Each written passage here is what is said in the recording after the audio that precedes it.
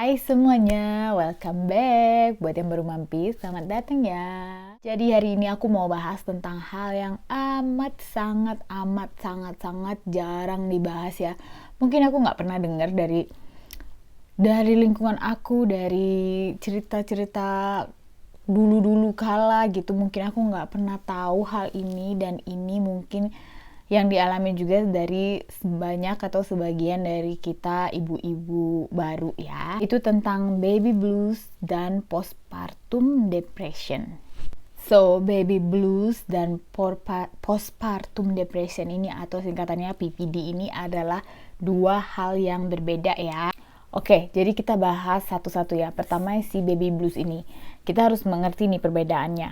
So, si baby blues ini adalah masalah yang umum, masalah psikologi yang umum dialami ibu-ibu yang baru saja melahirkan, apalagi ibu yang pertama, baru anak pertama gitu ya, baru pengalaman pertama.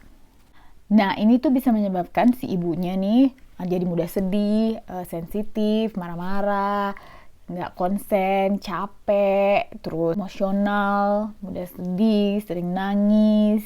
Nah, ini biasanya tuh terjadi awal-awal baru lahiran, sekitar 1-2 minggu setelah lahiran gitu ya. Karena kan emang di fase new mom ini adalah fase yang perubahan hidup paling hebat dalam hidupnya si ibu ini ya.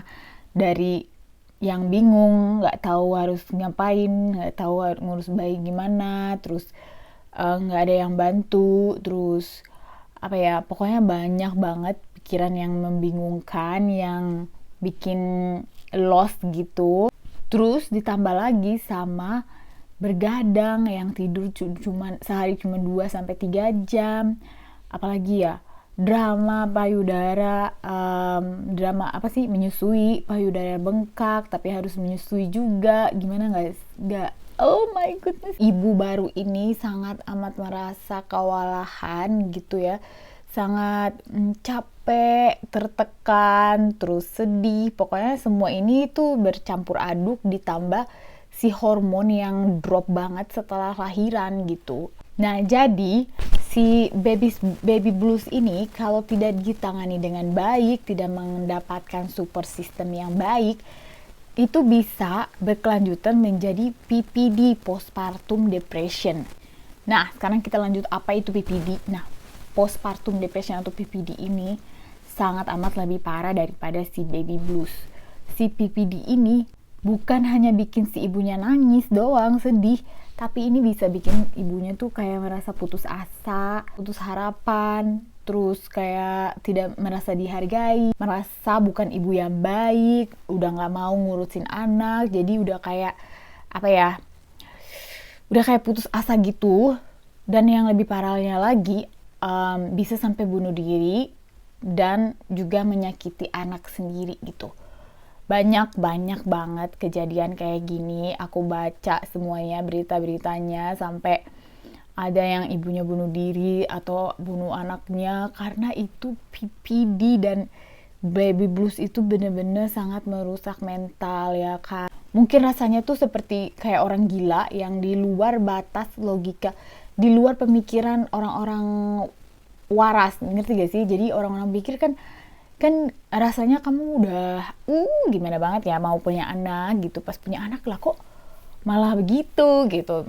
Itu sangat di luar logika, dan ini hanya ibu-ibu yang mengerti, ibu-ibu yang punya anak, yang melahirkan, yang mengerti. Tidak ada orang yang kamu bisa jelaskan dan bisa merasakan hal ini gitu. Suami kalian pun nggak bisa merasakannya. Ini hanya bisa dirasakan tapi sangat sulit untuk menjelaskan gitu. Kalau orang nggak ngalamin ini nggak bakal mengerti, sumpah, demi apapun. Walaupun si ibu itu juga udah lahiran tapi dia nggak ngalamin ini ya, dia nggak akan ngerti, sama sekali nggak ngerti. Nah, lebih parah lagi, si PPD ini bisa dialami sampai lama loh, bisa lebih dari 2, 3, 4 tahun sampai 5 tahun, mereka ada lebih masih alami si postpartum depression ini loh. Jadi ini sebenarnya cukup mengganggu pikiran aku juga ya. Kenapa sih aku nggak pernah dengar ini? Kenapa sih aku nggak pernah mendengar pengalaman orang-orang setelah lahiran itu kayak gimana gitu.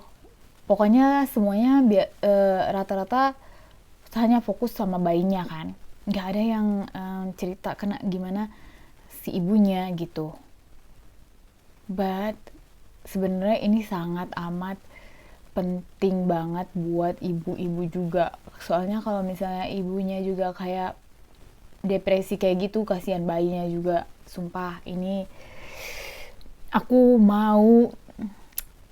harap aku bisa merubah aku siapa ya, aku nggak tahu, tapi aku berharap banget ini hal yang bisa dibahas di mana aja di hari-hari gitu, bukan hal yang tabu atau hal yang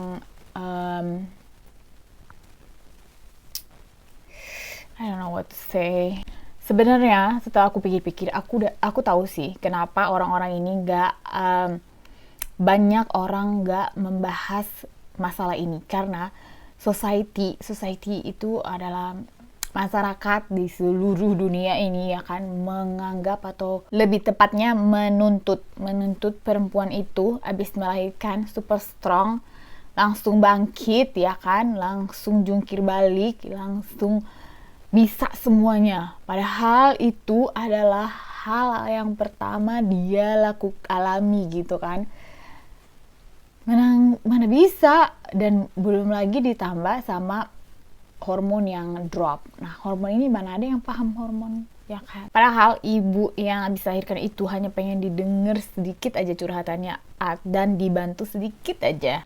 Terus lagi kalau misalnya kita curhat dikit aja gitu ya, aduh capek nih begadang, aduh capek ngurus anak, udah pasti komen yang keluar itu adalah, lah kan kamu yang mau punya anak, lah kan kamu yang udah tahu bayi itu emang punya bayi itu bakalan capek, ya silahkan urus sendiri. Nah bayi kan kerjaannya nangis, jadi kamu sebagai ibu harus tahu dong gimana caranya biar anaknya diem aja. Alah kan kamu seharian di rumah, banyak waktu, nggak usah ngeluh, nggak usah lebay, nggak usah sok lemah deh jadi cewek, jadi perempuan lemah banget. Nah komen-komen kayak gitu tuh komen-komen kayak gitu tuh yang bikin si ibu ini merasa gak becus dan merasa tertekan. Jadi dia tuh pengen curhat, tapi dia udah tahu bakal dapet komen-komen kayak gini, jadi mendingan dipendem aja. So makanya kita sebagai perempuan-perempuan zaman now, kita gak pernah denger, gak pernah tahu, gak pernah dibahas siapa sih yang akan membahas ini. Gak ada yang keluarga, temen, siapapun, nggak pernah kalian kan denger ini gitu. Jadi hal ini emang hampir nggak pernah dibahas, kita nggak pernah dengar, nggak pernah tahu, karena kita sebagai perempuan, sebagai ibu yang belum melahirkan, mau semuanya terlihat baik-baik saja, semuanya fine-fine aja.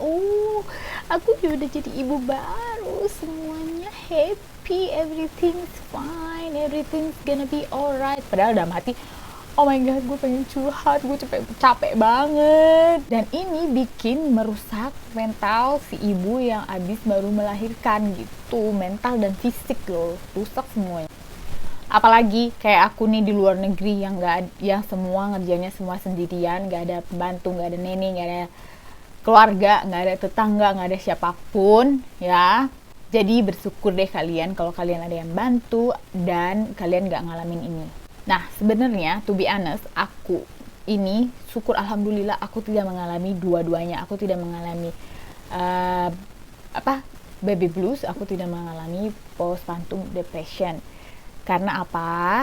Suami aku adalah I don't know what to say, pokoknya dia sangat mensupport aku 100%. Pokoknya dia sangat membantu aku banyak banget di rumah ini, mengerjakan semua pekerjaanku saat aku habis lahiran itu.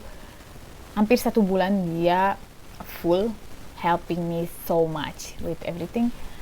Terus sampai sekarang pun dia banyak banget bantunya, khususnya di masak. Karena dia memang juga suka masak. Terus itu sangat membantu aku banget, sangat. Tapi sebenarnya aku pernah juga kok nangis kayak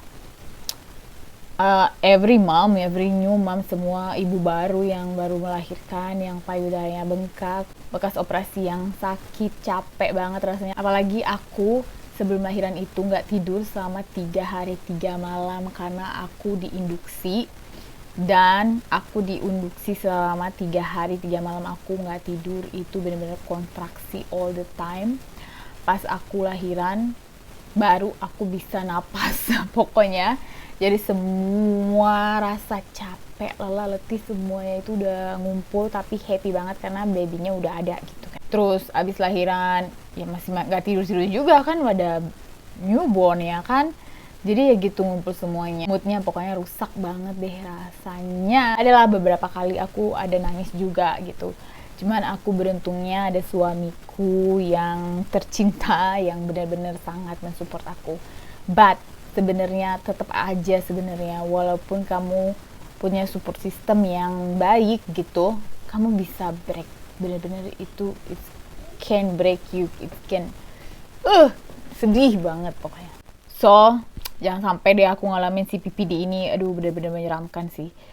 Jadi, tapi yang aku alamin ini adalah burnout. Burnout. Apa itu burnout? Jadi, burnout itu adalah perasaan yang capek, yang amat sangat dahsyat, lelah, letih, lesu gitu ya.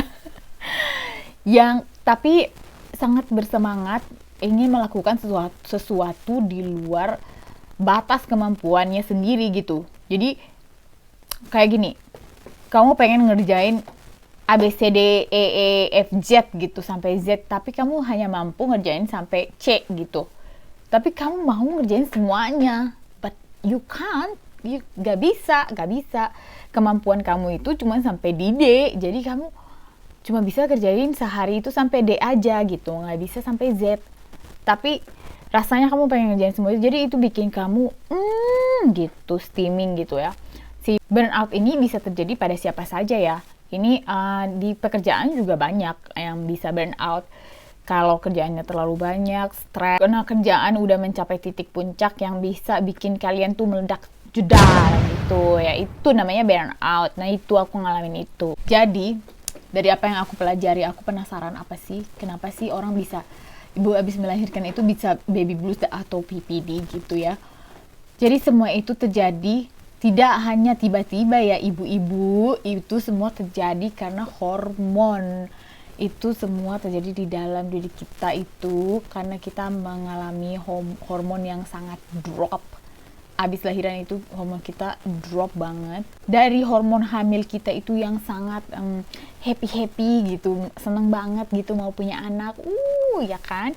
Pas abis lahiran, hormon happy itu langsung drop. Belum lagi ditambah badan udah hancur lebur menjadi bubur ya kan, stretch mark di mana-mana.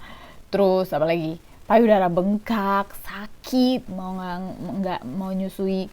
Nanti bayinya makan apa, kalau disusuin sakit. Pokoknya campur. Nyusuin bayi sama nggak nyusuin bayi sama-sama sakit. Kalau nggak disusuin, payudara bengkak, mau meledak ya kan. Kalau disusuin sakit juga ya kan.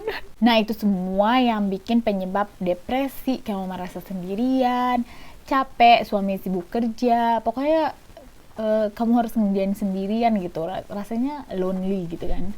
Terus kamu gak ada waktu buat diri kamu sendiri, jangankan mandi, ke toilet aja susah ya kan, harus tunggu suami pulang dulu baru bisa ke toilet ya kan. Makan pun susah ya bun.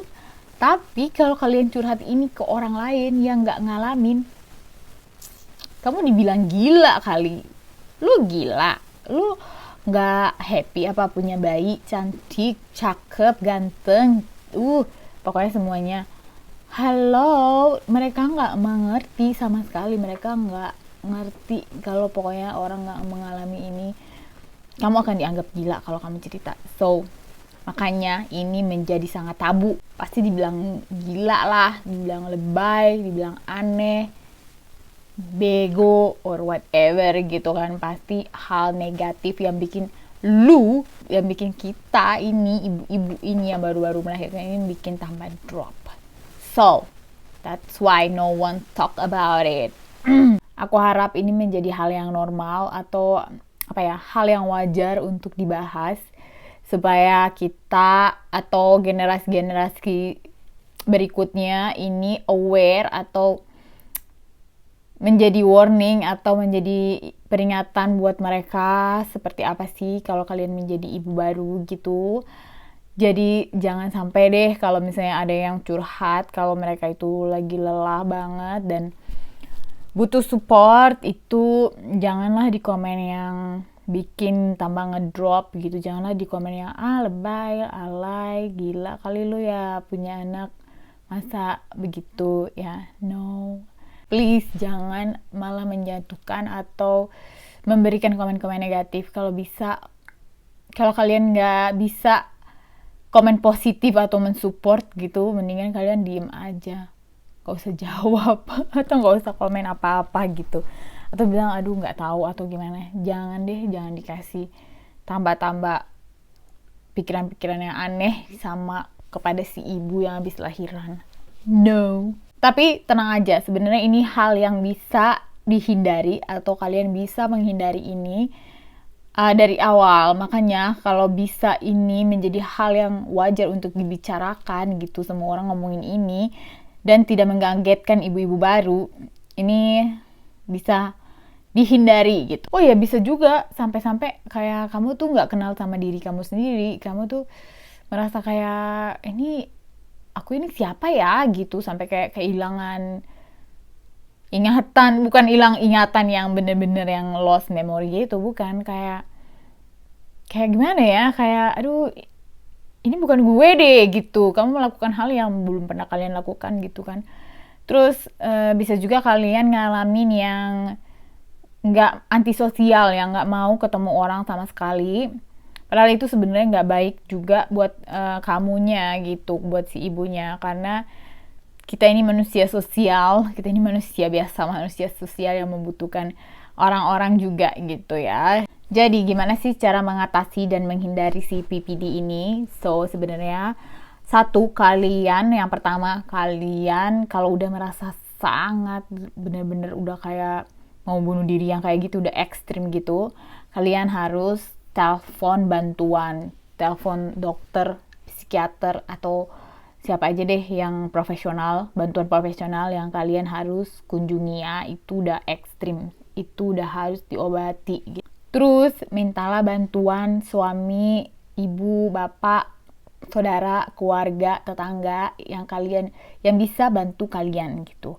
Pokoknya kalau kalian udah nggak sanggup, angkat tangan, I can't do this gitu ya, langsung minta bantuan.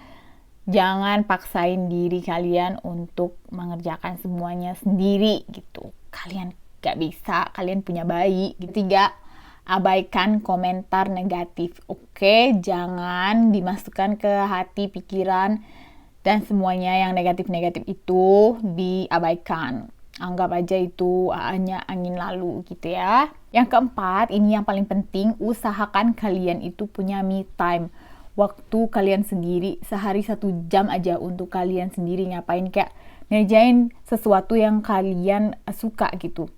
Make upan kek, skincarean kek, nonton YouTube kesukaan kalian gitu, nonton drakor, sinetron, 1 jam aja untuk diri kalian sendiri. Itu penting banget untuk mental, physically, mentally, emotionally kalian itu bisa terkontrol kalau kalian punya waktu untuk kalian sendiri. Keluar kayak cari angin sendirian, ke pasar, cuci mata, pokoknya hal yang kalian suka deh sendiri tanpa baby.